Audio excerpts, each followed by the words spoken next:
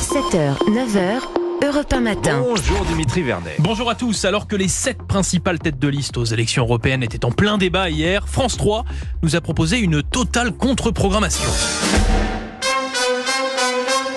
Un grand oral des petites listes, comme Hélène Touy, du Parti animaliste.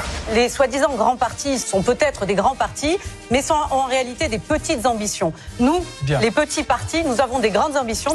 Des grandes ambitions, comme notre cher Jean Lassalle de l'Alliance Rurale, qui était un poil tendu, je crois. Je voudrais dire d'abord à Mme Touy et à M. le gouverneur Touy l'admiration que j'ai de devoir participer à un simulacre d'émission comme celui-ci, et vous nous traitez comme si on était insignifiant. Oui, Jean, il était bien furax, et pour le faire savoir, il a sa petite technique, Jean, ne pas répondre aux questions. Est-ce que pour vous, il faut tuer des loups quand il y en a trop ? Je pense que les agriculteurs doivent trouver le bonheur qu'ils ont à rester sur leur terre, sur leur propriété, et surtout à pouvoir la transmettre, ce qui n'est absolument pas le cas aujourd'hui. Bref, un grand oral difficile conclu par ces mots de Florian Philippot. Merci de nous avoir donné le droit de nous exprimer. Merci On a 10 secondes, on a 10 secondes pour rendre les compteurs. La Russie, la Chine et la Corée du Nord sur la on va être démocratie, coupé. mais la France n'est plus une démocratie. Je vais être bientôt le maître du monde. Pendant ce temps-là, sur BFM TV.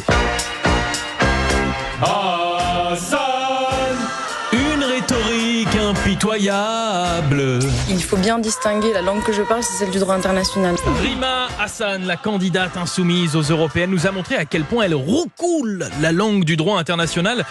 Démonstration par le son. Écoutez sa position sur le conflit israélo-palestinien. Je m'inscris dans un idéal, des projections pour la population palestinienne dans laquelle je m'inscris et la population israélienne qui est celle d'un État binational. Écoutez maintenant ses propos sur le conflit russo-ukrainien et l'annexion de la Crimée. Et s'agissant de la question des territoires, nous demandons à ce que des référendums soient organisés par les populations concernées. Enfin, on termine par le génocide des Ouïghours en Chine. Il n'y a pas de juridiction internationale qui s'est saisie de la question. À ce stade, il n'y a pas d'ordonnance qui a pu évoquer la question du risque génocidaire ou d'un génocide qui est en cours, d'une intention génocidaire. Effectivement, ça roucoule le droit international.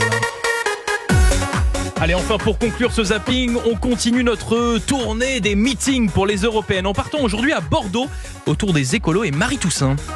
Bordeaux, est-ce que vous êtes chaud ? Enfin, on est tiède, car chez les Verts, on le reconnaît, les sondages ne sont pas très bons. Et ça, ça a l'air de perturber le maire de Bordeaux, Pierre Urmic. Tous les sondages ne te laissent pas intoxiquer, et je me sens qualifié pour pouvoir le dire ici. Mais en fin de